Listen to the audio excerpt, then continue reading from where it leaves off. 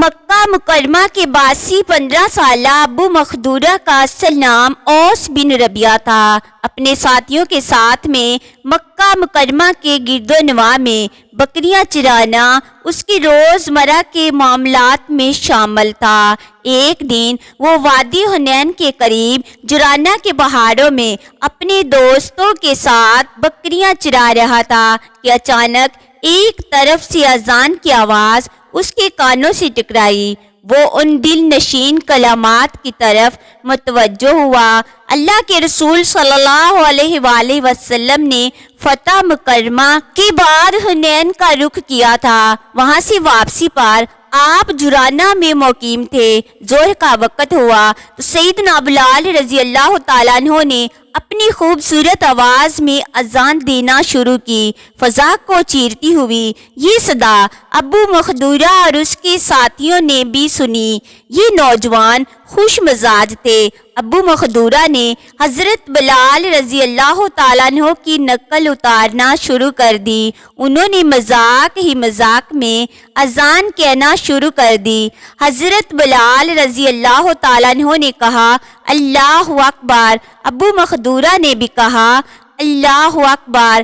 بلال رضی اللہ تعالیٰ عنہ مسلمانوں کے کیمپ میں اذان دے رہے تھے۔ ابو مخدورہ اپنی بکریوں میں کھڑا ان کلمات کو اسی انداز میں دہراتا جا رہا تھا۔ ابو مخدورہ کی آواز بڑی خوبصورت اور صاف تھی۔ خوش قسمتی اس کی راہ دیکھ رہی تھی۔ ہوا یہ کہ اس کی اذان کی آواز اللہ کے رسول صلی اللہ علیہ وآلہ وسلم تک بھی جا پہنچی۔ جب اس نے اذان ختم کی تو اللہ کے رسول صلی اللہ علیہ وآلہ وسلم نے سیدنا علی بن ابی طالب اور سیدنا زبیر بن عثوم رضی اللہ تعالیٰ عنہ کو حکم دیا جس لڑکے نے ابھی ابھی اذان دی ہے اسے میرے پاس بلا کر لاؤ۔ وہ وادی کی دوسری طرف گئے اور بکریاں چرانے والے ان لڑکوں کو لے آئے۔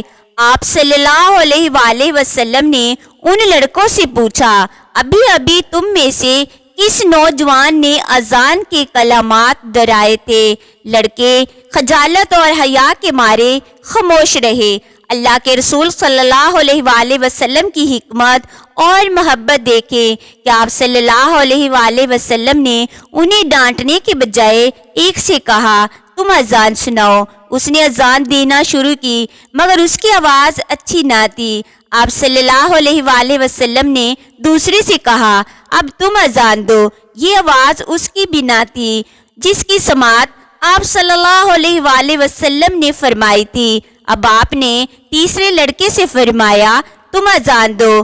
اس نے اذان دینا شروع کی۔ اس کی آواز بڑی خوبصورت تھی۔ اس کی کنیت ابو مخدورہ تھی۔ اسی نے پہلے سیدنا بلال رضی اللہ تعالیٰ عنہ کی نقل اتاری تھی۔ اللہ کے رسول صلی اللہ علیہ وآلہ وسلم نے اس سے استفسار فرمایا ابھی ابھی تمہیں نے اذان دی تھی؟ ابو مخدورہ نے اسبات میں سر ہلایا اور کہنے لگا جی ہاں وہ میں ہی تھا۔ ابو مخدورہ کے دوسرے ساتھی تو بھاگ گئے مگر ابو مخدورہ کو بیٹھے رہنے کا حکم ہوا۔ یہ ابھی تک مسلمان نہ ہوا تھا۔ اسے یہ خوف تھا کہ کہیں میرے قتل کا حکم جاری نہ ہو جائے کیونکہ اس نے تو مذاق میں حضرت بلال رضی اللہ تعالیٰ عنہ کی نقل اتاری تھی مگر رحیم و شفیق اور اعلیٰ اخلاق والے نبی کریم صلی اللہ علیہ وآلہ وسلم نے ابو مخدورہ کی طرف اپنے مبارک ہاتھ کو بڑھاتے ہوئے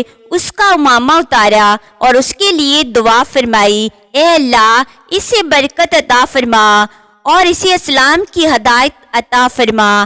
آپ صلی اللہ علیہ وآلہ وسلم نے اپنا ہاتھ مبارک ابو مخدورہ کے سر پر پھیرا اور ایک بار پھر وہی دعا فرمائی۔ ادھر ابو مخدورہ آپ کے اخلاق محبت اور دعا سے اتنا متاثر ہوا کہ اسی وقت کہنے لگا اشہد ان لا الہ الا اللہ اشہد ان محمد رسول اللہ۔ ابو مخدورہ چند ہی منٹوں میں کفر اور شرک کے اندھیروں سے نکل کر اسلام کے نورانی راستے کا راہی بن گیا۔ کہاں اس کو یہ خوف اور ڈر تھا کہ کہیں اسے سزا نہ دی جائے، کیونکہ اس نے اذان کا مذاق اڑایا تھا، مگر اللہ کے رسول صلی اللہ علیہ وآلہ وسلم کی بے شمار خوبیوں میں ایک خوبی یہ بھی تھی کہ آپ صلی اللہ علیہ وآلہ وسلم نے ہر شخص سے وہی کام لیا جس کا وہ اہل تھا، جسے وہ بآسانی انجام دے سکتا تھا۔ ابو مخدورہ رضی اللہ تعالیٰ عنہ کی آواز بڑی خوبصورت تھی۔ مکہ مکرمہ فتح ہوا، حرم مکی میں خوبصورت اذان دینے والے شخص کی ضرورت تھی۔ آپ صلی اللہ علیہ وآلہ وسلم نے دیکھا کہ ابو مخدورہ اس ذمہ داری کو بڑی خوبی سے پورا کر سکتے ہیں، تو ان کا انتخاب کر لیا اور ابو مخدورہ سے ارشاد فرمایا، جاؤ تم اہل مکہ مکرمہ کے مؤذن ہو، تمہیں مکہ والوں کے لیے مؤذن قرار کیا جاتا ہے۔ ابو مخدورہ رضی اللہ تعالیٰ عنہ نے مکہ مکرمہ پہنچ کر بیت اللہ شریف میں مؤذن کی ذمہ داری سنبھال لی۔ مکہ مکرمہ کے گورنر سیدنا عطا بن اسید رضی اللہ تعالیٰ عنہ تھے۔ انہیں ابو مخدورہ رضی اللہ تعالیٰ عنہ کے بطور مؤذن کے احکامات مل چکے تھے۔